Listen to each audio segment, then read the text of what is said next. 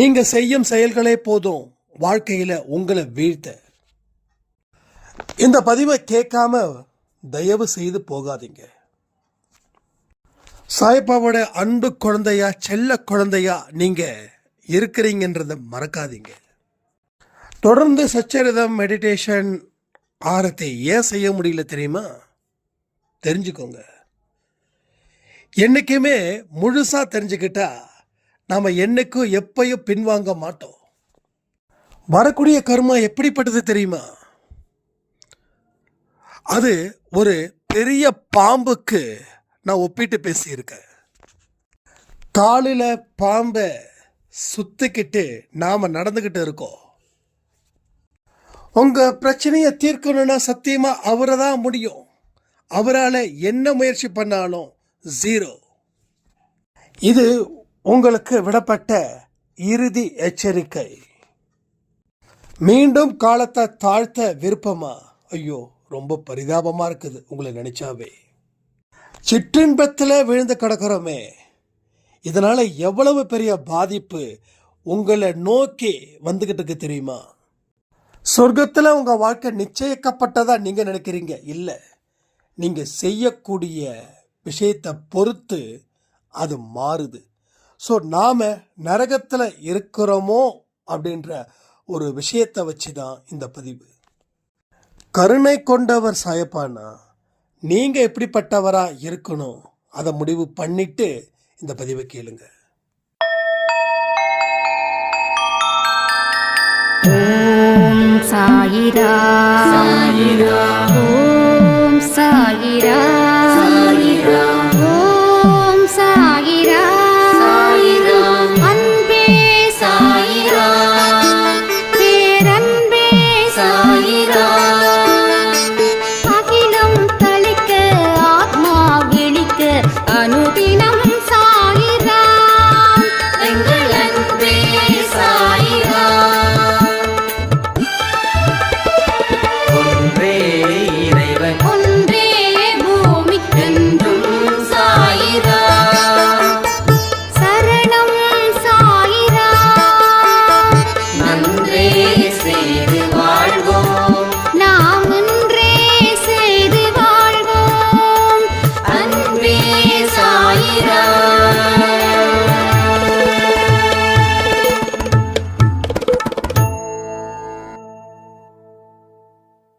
சாய்ராம். என் உயிரின் உயிரானவர்களே, போகும் வழி கடினம் என்று நினைக்காதீங்க. உங்களுடைய சூழ்நிலையை நல்ல விதமாக உருவாக்க சாயப்பா உங்களுக்காக பல விஷயத்தை இங்க செஞ்சுக்கிட்டே இருக்காரு. நான் இந்த மாதிரியான ஒரு சூழ்நிலையில இருக்கேனே, நான் மீண்டு வரணுமே, இப்படிப்பட்ட ஒரு வாழ்க்கையில என்னால மீண்டு வர முடியுமா? இதெல்லாம் கேள்விகளா உங்களை போட்டு கொள்ளும். நல்லா வாழணும்னு மனசு நினைக்கும். ஆனா நல்லா எப்படி வாழ முடியும் அப்படின்னு சொல்லியும் மனசு எதிராகவும் நினைக்கும். சில நேரத்தில் நல்ல பூஸ்ட் குடிச்ச மாதிரி ஸ்ட்ராங்காக இருப்போம். சில நேரத்தில் உடம்புல உயிர் இருக்கா, உணர்ச்சி இருக்கா, அந்த மாதிரியும் சில நேரத்தில் தோணும். ஸோ மனசு ஒன்று நல்லதாக நினச்சதுன்னா நினச்சி முடிக்கிறதுக்குள்ள ஒரு 100 கெட்டதா நினைக்கும். ஸோ 100 கெட்டதா மனசு திரும்ப திரும்ப நினைக்கும் போது நினைச்ச நல்லது எப்படி நடக்கும்? அப்போ நாம போற பாதை, நான் சொல்றது ரோடு, தெரு, மலை அது இல்லை. வாழ்க்கையில் நமக்குன்னு ஒரு இடத்த, எண்ணங்களை வச்சு நம்ம ஒரு பாதையில் போவோம் இல்லையா? அந்த பாதையில் கண்டிப்பாக கடினம் ஜாஸ்தியாக தான் இருக்கும். ஸோ 100 விஷயத்தில் ஒரு விஷயம் மட்டும் நல்லது நடக்குது, மீது 99 கெட்டது நடக்குது. இதுதான் மோசமான சூழ்நிலை சொல்லுவோம். ஸோ இந்த மோசமான சூழ்நிலைகளை தான் நாம் 99 மாற்ற போகிறோம், அந்த 1 நெகட்டிவாக மாற்ற போகிறோம். இங்கே எல்லாருமே கமெண்ட் செக்ஷனில் போடுங்க, 99:1. எனக்கு இனிமே 99 நல்லது நடக்கும், இந்த 1 தான் கெட்டது நடக்கும். ஏன்னா கெட்டது இல்லாத வாழ்க்கை, துன்பம் இல்லாத வாழ்க்கை, அவமானம் இல்லாத வாழ்க்கை யாராலையும் வாழவே முடியாது. ஸோ இதுக்கு முன்னாடி நமக்கு என்ன நடந்தது? 1:99. 1 மட்டும்தான் நல்லது நடந்தது, மீதி 99 கெட்டது நடந்தது. பட் இனிமே நீங்கள் சொல்லக்கூடிய விஷயத்தை ஃபாலோ பண்ணும்போது 99 நல்லது நடக்கும், 1 மட்டும் கெட்டது நடக்கும். அது நடந்து தான் தீரும். ஏன்னா அது முன் ஜென்மத்தை பொறுத்து அது நடக்குது. ஸோ இப்போ வரக்கூடிய ஜென்மத்தில் நீங்கள் எந்த துன்பமும் வரலன்னா, இனி வரக்கூடிய ஜென்மத்தில் 100க்கு 100 நல்லதே நடக்கும். நீங்கள் விரும்புறது எல்லாமே நடக்கும். 100 வயசு வரைக்கும் வாழணுமா? ஒன்று தான் பண்ணணும், மனசை சந்தோஷமாக வச்சுக்கணும், மனசை ஆரோக்கியமாக வச்சுக்கணும். 2 விதத்தில் மனசை சந்தோஷமாக வச்சுக்கலாம். ஒன்று, நல்லது செய்வதன் மூலமாக, அது நீண்ட ஆயுளை கொடுக்கும். இன்னொன்று, கெட்டது செய்வதன் விளைவுவா, அதில் நீண்ட ஆயுளுக்கு பேச்சே இல்லை. எப்போ வந்தாலும் யமதர்மராஜா வாடா போகலாம் அப்படின்னா மறுப்பு தெரிவிக்காம போகணும். ஏன்னா நீ கெட்டது பண்ணுறதால தான் உனக்கு சந்தோஷம் கிடைக்குது, நல்லது பண்ணுறதால சந்தோஷம் இல்லை. கெட்டது பண்ணுறதால உனக்கு சந்தோஷம். புரிஞ்சுதா உங்களுக்கு? அப்போ இனிமே என்னுடைய எண்ணமும் என்னுடைய செயலும் எப்படி இருக்கணும்னா நல்லது செய்வதற்காகவே இருக்கும். இது நல்லது செய்வதற்காகவே இருக்கும். நான் நல்லது செஞ்சாதான் நான் 100 வருஷம் ஆரோக்கியமாக வாழ முடியும். கடவுள்கிட்ட இருந்து அவருடைய பார்வை என் மீது படும், எனக்கு மன்னிப்பு வழங்கப்படும். என் வாழ்க்கையில் நான் நினைச்சதை எல்லாத்தையும் கடவுள் எனக்கு கொடுத்து உதவுவார்னா நான் நல்ல விஷயத்தை மட்டும்தான் செய்யணும். ஓகே, இதுதான் முதல் பார்ட். ஸோ செகண்ட் பார்ட் என்ன? செகண்ட் பார்ட் என்ன தெரியுமா? நீ நல்லதை செய்யும்போது உன்னுடைய எதிர்வினைன்னு ஒரு இத்துப்போன வினை இருக்குல்ல, அது உன்னை எங்கேயாவது மைண்டை டிஸ்ட்ராக்ஷன் பண்ணிக்கிட்டே இருக்கும், உன்னை நல்லது செய்யவே விடாது. நம்ம ஒன்றும் இல்லை, ஒரு 5-6 மாதம் சாப்பாடு வாங்கி கொடுத்துருப்போம், இல்லை நீங்கள் டொனேட் பண்ணியிருப்பீங்க. ஆனால் வாழ்க்கையில் எதுவுமே நடக்கலை, வாழ்க்கையில் எதுவுமே நடக்கலை. நல்லது செஞ்சாலும் எதுவும் நடக்கலை. அப்போ ஏன் நல்லது செய்யணும்? கெட்டது செஞ்சால் கூட எனக்கு சந்தோஷம் கிடைச்சிது, ஆனால் நல்லது செய்யும்போது சந்தோஷம் எனக்கு இல்லை அப்படி நாம் நினைக்கிறோம். இது எல்லா மனுஷனுக்கும் வரக்கூடிய விஷயந்தான். ஒன்றும் இல்லை, நான் ஆரம்பத்தில் கெட்டதில் இருந்து நல்லதுக்கு கன்வெர்ட் பண்ணுறேன். ஸோ கெட்டது செய்யும் போதுங்க வாழ்க்கை பாதாளத்தில் தான் இருந்தது, ஆனால் வாழ்க்கையில் அவ்வளோ சந்தோஷம் இருந்தது. நான் நினச்சதை சாப்பிட முடியும், நினச்சது போல் ஊரை சுற்ற முடியும், நினச்சது போல் கெட்ட காரியங்கள் எல்லாத்தையும் செய்ய முடியும். பட் அதனால் எனக்கு ஹாப்பி கிடைச்சது. ஆனால் பிரச்சனையும் இருந்தது. ஆனால் நல்லது செய்யணும் நினைக்கும் போது அந்த பிரச்சனைகள் தீரும் அப்படின்றது என்னுடைய மனசோடைய எதிர்பார்ப்பு. நம்ம இவ்வளோ ஒருத்தவங்களுக்கு சாப்பாடு வாங்கி கொடுத்துருக்கோம், ஒருத்தவங்களை யாரையும் பகைக்காமல் இருந்திருக்கோம். 1 வாரம் ஆகுது, 1 மாதம் ஆகுது, 1 வருஷம் ஆகுது, ஒன்றுமே ரிசல்ட்டே இல்லையே. So there is no result. அதனால் பழைய வாழ்க்கைக்கு போனால் என்ன அப்படின்ற மாதிரி காலை ஆட்டிக்கிட்டு யோசிக்கும் போது தான் யோசித்தேன், நீ பண்ண கெட்டதுக்கு தான் இப்போ வரைக்கும் அனுபவிச்சுட்ருக்கிற. இவ்வளவு தூரம் நல்லது பண்ணியும் உனக்கு நல்லது நடக்கலைன்னா நீ எவ்வளவு கெட்டது பண்ணியிருப்ப. அப்போது இதெல்லாம் தாண்டி தானே நீ பண்ண நல்லது உன் கைக்கு வரும் அப்படின்னு யோசிக்கும்போது அது எப்படி யோசிச்சேன்னு தெரியல. அதான் சொன்னேனே, போன ஜென்மம் எனக்கு கடவுளுடைய அனுக்கிரகம், ஏதாவது ஒரு சக்தி நம்மளை வழி நடத்துது, இல்லாமலாம் இல்லை. சொன்ன உடனே நான் கால் ஆட்டிகிட்டே யோசித்தது, கால் ஆட்டுறதை நிறுத்திட்டு கொஞ்சம் பயம் வந்துடுச்சு. ஆமாம் தப்பு, மறுபடியும் மைண்டை டைவர்ட் பண்ணக்கூடாது. குடிகாரனுக்கு தண்ணி அடித்தா சந்தோஷம் நினைப்பான், சிகரெட் குடிக்கிறவங்க சிகரெட் அடித்தா சந்தோஷம் வரும்னு நினைப்பான். ஆனால் சிகரெட்டும் தண்ணியும் அடிக்காதவங்க சந்தோஷமாக இல்லையான்னு. ஸோ அறியாமையாக முட்டாள்தனமான மனிதர்கள் இதை சந்தோஷம் நம்புகிறாங்க. முட்டாள்தனமான மனிதர்கள் தான் யாராக இருக்கட்டும். இங்கே அன்பை சாயில் யாராவது நான் ட்ரிங்க் பண்ணுறேன் என்னங்க இப்படி சொல்லிட்டீங்கன்னா, yes you are a wonderful முட்டாள். உலகத்தில் தலை சிறந்த முட்டாள் யாருன்னா, தண்ணியால் எனக்கு சுகம் கிடைக்குது, சந்தோஷம் கிடைக்குது, சிகரெட்டால் எனக்கு சுகம் கிடைக்குது, சந்தோஷம் கிடைக்குதுன்னு எவன் ஒருவன் சொல்கிறானோ அவன் ஒரு வடிகட்டின முட்டாள். நீங்கள் என்னை திட்டுறாலும் பரவாயில்ல, அதை பற்றி நான் கவலைப்பட போகிறதே இல்லை. ஏன்னா வாழ்க்கையில் நீங்கள் இந்த கீழ்த்தரமான வேலைக்கு செய்கிறதால எவ்வளவு அவமானப்பட்டிருக்கீங்கிறது உங்களுக்கு தெரியாது, உங்கள் பொண்டாட்டிக்கு தெரியும், உங்களுடைய பெற்றவங்களுக்கு தெரியும், உங்களுடைய குழந்தைங்களுக்கு தெரியும். அது குறிப்பாக பெண் குழந்தைங்களை எந்தெந்த தகப்பன் பெற்றிருக்காங்களோ அந்த பெண் குழந்தையோட ஒட்டுமொத்த ஸ்ட்ரெஸ்ஸே இந்த குடிகார அப்பனால, இந்த குடிக்கிற சிகரெட்டால் தான், வேற ஒன்றுமே கிடையாது. ஸோ உன்னுடைய சந்தோஷம் மற்றவங்களுக்கு என்ன ஆகுது, வெறுத்து போகுது. உன் குடும்பத்தை மதிக்கிறவன் இந்த கீழ்த்தரமான வேலை செய்வானா? ஸோ அது பார்ட் வேறு சொல்கிறேன். ஸோ கீழ்த்தரமான வேலை செய்ய மாட்டான். ஒன்றும் இல்லைங்க, நேற்று ஒரு காஃபி ஷாப்புக்கு போயிருந்தோம், நானும் விஷ்ணுசாய் தான் போயிருந்தோம்.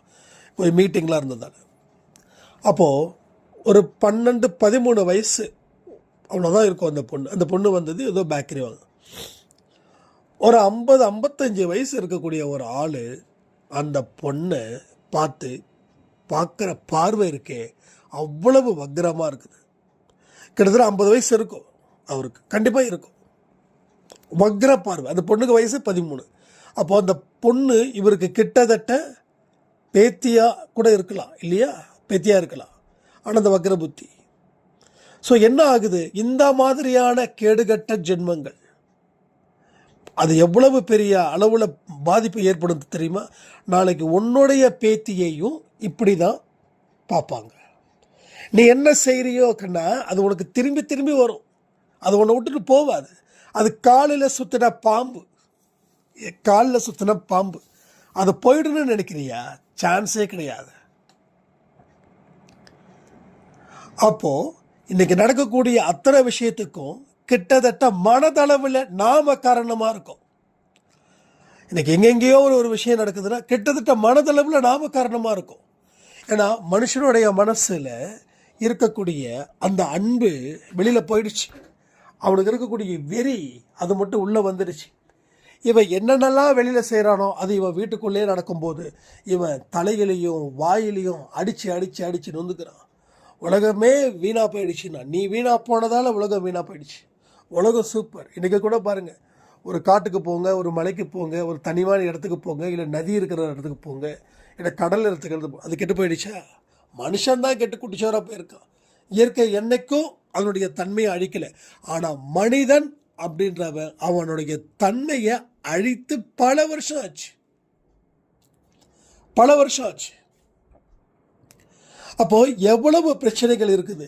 அப்போ நீ கடினமான வாழ்க்கைக்குள்ள என்ட்ரி ஆகணும்னா உனக்கு அங்கே ஏசியோ ஃபேனோ, நீ கேட்குற நேரத்துக்கு சாப்பாடோ, கையமுக்க 2 பேரோ காலமுக்க 2 பேரோ இல்லை. எல்லாமே பசியோடு தான் இருப்பேன், தாகத்தோடு தான் இருப்பேன். ஆனாலும் உன் பயணம் இருக்கணும்.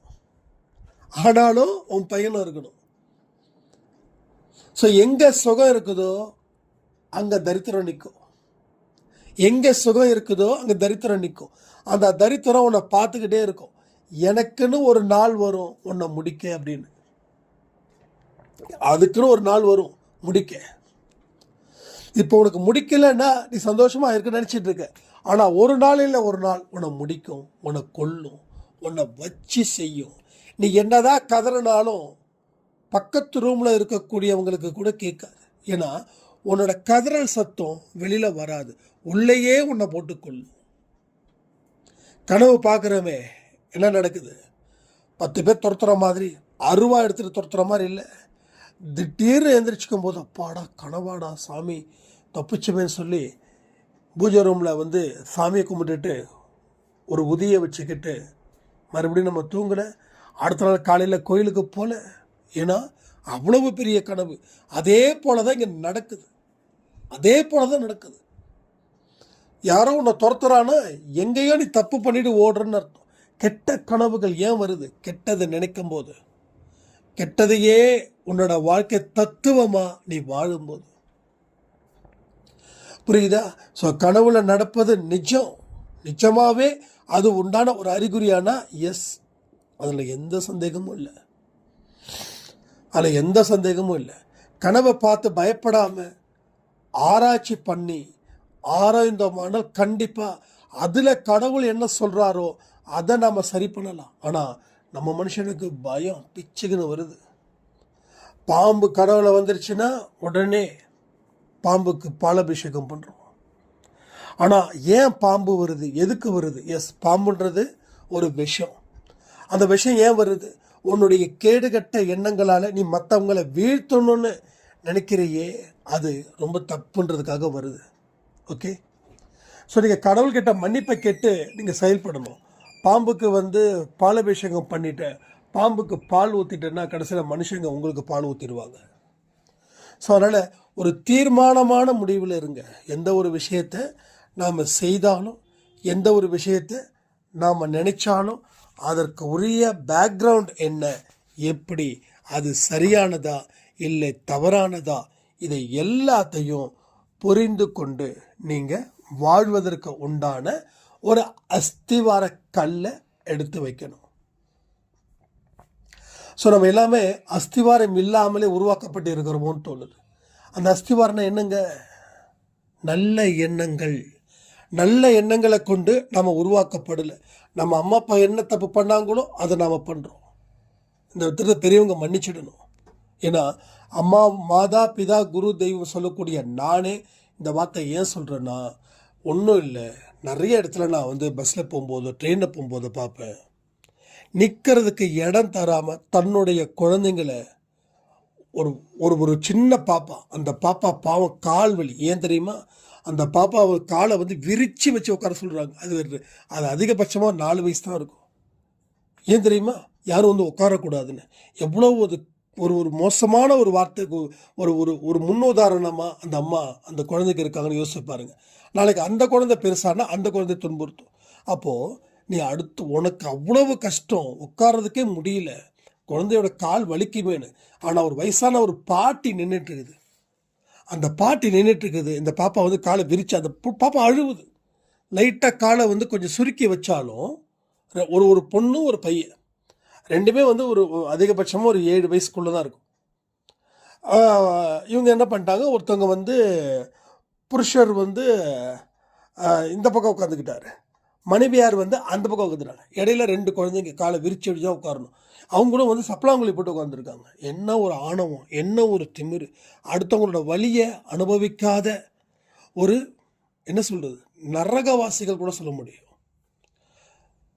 நீங்கள் எழுந்திரிச்சா உட்கார வேண்டாம், அட்லீஸ்ட் அம்மா உட்காருங்கம்மா அப்படி சொல்லி கொஞ்சம் இடத்த ஒதுக்குனா அந்த பாட்டி கிட்டத்தட்ட அது ஒரு 80-85 தாண்டி உடம்பு ரொம்ப பலகீனமாக இருக்குது. நான் என்னால் நின்றுட்டு தான் வரேன். அதுக்கப்புறம் நான் ரைஸ் பண்ணதுக்கப்புறம் 4 பேர் திட்டதுக்கப்புறம் அப்போ கூட அவங்க இது பண்ணவே இல்லை. அதுக்கப்புறம் யாரோ ஒருத்தர் அம்மா அப்படின்னு சொல்லி அந்த அந்த குழந்தைய மடியில் உட்கார வச்சுட்டு ஒரு அம்மா, அப்புறம் பாட்டிக்கு இது பண்ணி ஒரு பெரிய சண்டையே நடந்தது. ஸோ பெற்றோர்கள் குழந்தைங்களை வளர்க்குறதுல இவ்வளவு ஒரு என்ன சொல்கிறது, கஞ்சத்தனமும் ஒரு விட்டு கொடுக்காத தனமும் இருக்கும்போது அதே தான் பிள்ளைங்களும் அப்படியே தான் வளர்கிறாங்க, குழந்தைங்களும் அப்படி தான் வளர்கிறாங்க. ஸோ நாம் எப்படி இருக்கிறோமோ அப்படின்றத நம்ம 1க்கு 2 தடவை செக் பண்ணணும். அதை நான் சொல்கிறேன். உங்கள் எண்ணங்கள், உங்கள் சொல், உங்கள் செயல் நீங்கள் இப்போ வாட்ச் பண்ணலைன்னா எப்பையும் வாட்ச் பண்ணவே முடியாது. அதை புரிஞ்சுக்கணும். ஸோ எந்தெந்த இடத்துல நாம் சரி பண்ணுறோமோ அதை முன்னாடியே சரி பண்ணிட்டா பரவாயில்லை. ஒரு வீடு கட்டுறாங்க, இப்போ கோணமாடலாக கட்டும்போது ஆரம்பமே இடிச்சிட்டா பிரச்சனையே இல்லை. கட்டி முடிச்சதுக்கப்புறம் ஐயோ கோணமாலை இடிச்சிட்டா ஒட்டுமொத்த விஷயமும். அப்போ ஆரம்பத்திலேயே சரி செய்கிறது புத்திசாலித்தனம், ஆனால் அதை விட்டுட்டு சரி செய்கிறது முட்டாள்தனம். ஏன்னா இதை விட்டுட்டோன்னா சரி செய்யவே முடியாது. அது உங்கள் ரத்தத்தில் ஊறி போயிடும். ரத்தத்தில் ஊறி போயிடும், உணர்வுகளில் ஊறி போயிடும், கர்மாவில் ஊறி போயிடும். கடைசியில் நாம் எவ்வளவு தான் தப்பு செஞ்சாலும் நம்ம நல்லது செய்கிற மாதிரியே நம்ம பேசிட்டு தெரிஞ்சுட்டு இருப்போம். நிறைய பேர் நீ அது பண்ணிகிட்டு இருக்கோம், எக்கச்சக்கமான பேர். அப்போ கடவுளோட பாதையில் பயணம் செய்யும்போது நீங்கள் ஏன் கண்டினியூ பண்ண முடியல தெரியுமா? ஒரு சாயிராம் சொன்னாங்க, எல்லாமே கரெக்டாக பண்ணுறேன்னா ஆனால் ஒரு வாரத்துக்கு மேலே பண்ண முடியலன்னா, எஸ் நீங்கள் என்ன நினைக்கிறீங்கன்னா, நான் சொல்கிறேனே, கையமுக்க 2 பேர், காலமுக்க 2 பேர், தண்ணினா எடுத்துகிட்டு வந்து கொடுக்க 4 பேர், அந்த மாதிரியான ஒரு கம்ஃபர்டபுள் ஜோனுக்குள்ளே நீங்கள் இருக்கணும்னா முடிவு பண்ண முடியாது. இங்கே வேர்வை வரதான் செய்யும், வேர்வை வரதான் செய்யும். அந்த வேர்வை தான் உன் கர்மாவை அழிக்க வந்தது. வேர்வையே வரல, நானும் இப்படி தான் அப்படி தான், ஒன்றுமே இல்லை, உன் வாழ்க்கை முடிஞ்சிடுச்சுன்னு அர்த்தம். நீயே ரெடி பண்ணிடுன்னு அர்த்தம் உன்னோட வாழ்க்கையோடைய தராதரத்தை. ஸோ இப்போயும் நான் சொல்கிறேனே, எல்லாருமே திருந்துவதற்கு உண்டான வாய்ப்புகளை கடவுள் எல்லாருக்கும் வழங்கிட்டு இருக்கார். ஆனால் கெட்டதுக்கு பின்னாடி சுற்றிக்கிட்டே இருந்தோம் அப்படின்னா கெட்டது ஒன்றை சுற்றி முடிச்சிடும்.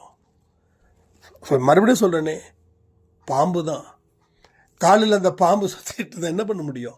எப்போ வேணாலும் போட்டு தள்ள ரெடியாக தான் இருக்கும். அதே போல தான் கெட்டது இருக்கிற என்னமோ பெரிய பெரிய பாம்பெல்லாம் சொல்லுவாங்க, கட்டு விரியணும் காட்டு விரியணும், சாரி எனக்கு தெரியல. அந்த பாம்பு ரொம்ப இருக்கிறதுலே ரொம்ப பவர்ஃபுல்லான விஷமோ அது. அது அது அதை பார்க்கும்போதே நமக்கு உடம்புல என்னமோ பண்ணுது.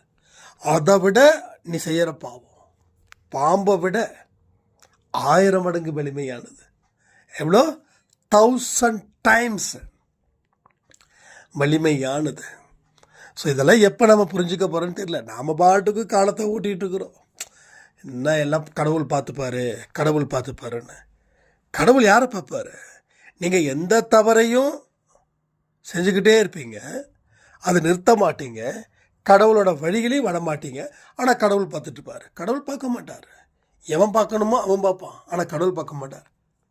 நமக்கு யார் பார்க்கணும்? கடவுள் பார்க்கணும். ஏன் கடவுள் பார்க்கணும்? எதுக்கு கடவுள் பார்க்கணும்? ஏன் கடவுளுக்கு எனக்கு உதவி செய்யணும்? ஒன்று தான், என் கர்மாவை தீர்க்கணும்.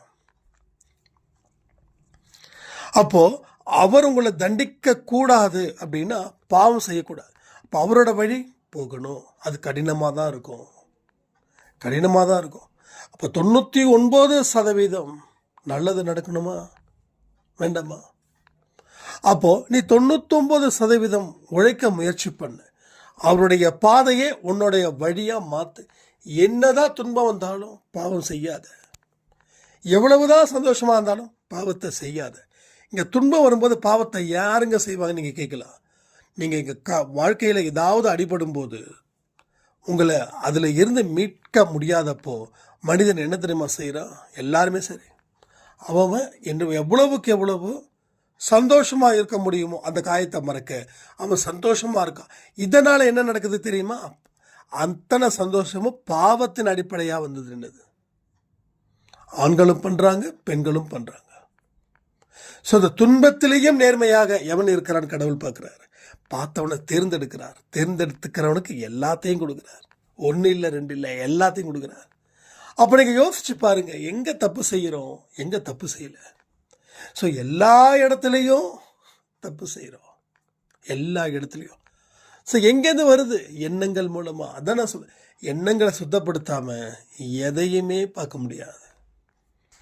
ஸோ எண்ணங்களுக்கு இருக்கக்கூடிய பவர், அதுதான் மாஸ், அதுதான் ஒரு கிரேட்ஃபுல் லீடர் உங்களுக்கு. ஸோ நீ அப்படின்றது எண்ணங்கள் தான், வேற ஒன்றுமே இல்லை. நீன்றது யாரு? உன்னுடைய எண்ணங்கள். உன்னுடைய எண்ணங்கள் தான் செயலாக வருது, உன்னுடைய எண்ணங்கள் தான் சொல்லா வருது. உன்னுடைய எண்ணம் தானே கேரக்டர்ஸ். உங்கள் கேரக்டர்ஸ்லாம் எப்படி இருக்கு? அப்போ உங்கள் கூட யார் இருக்கிறாங்கன்றத வச்சு கண்டுபிடிச்சிடலாம் உன்னுடைய தாட் எப்படிப்பட்டதுன்னு. நம்ம கூட யார் இருக்கிறாங்க அதை வச்சு ஈஸியாக ஃபைண்ட் அவுட் பண்ணிடலாம் நம்ம எப்படிப்பட்டவன், நம்ம எந்த மாதிரி அப்படின்னு. ஏன்னா ஒரு கேரக்டரும் இன்னொரு கேரக்டரும் மேட்ச் ஆனால் தான் அந்த 2 கேரக்டரும் க்ளோஸாக இருக்க முடியும். இல்லைன்னா ரொம்ப கஷ்டம், முடியாது. அப்போ யோசிச்சு பாருங்க, உங்கள் ஒவ்வொரு விஷயத்தையும் நீங்கள் என்னைக்கு சரி பண்ண போறீங்கன்றத சாய்பா கிட்ட இன்றைக்கே சொல்லுங்கள். சரி பண்ணாதான் வாழ்க்கையை வாழ முடியும் நம்புங்க. கடினமான பாதையில் நான் பயணம் செய்யும்போது தான் நான் 99% நல்லதை பெற முடியும், நல்லதை காண முடியும். அந்த ஒரு முடிவுக்கு நீங்கள் வாங்க. உங்கள் வாழ்க்கையில் நிறைய விஷயங்கள் நல்லபடியாக நடக்கணும்னு சாயப்பா கிட்ட பிரார்த்தனை பண்ணி இந்த பதிவை நான் முடிக்கிறேன். ஜெய் சாய்ராம்.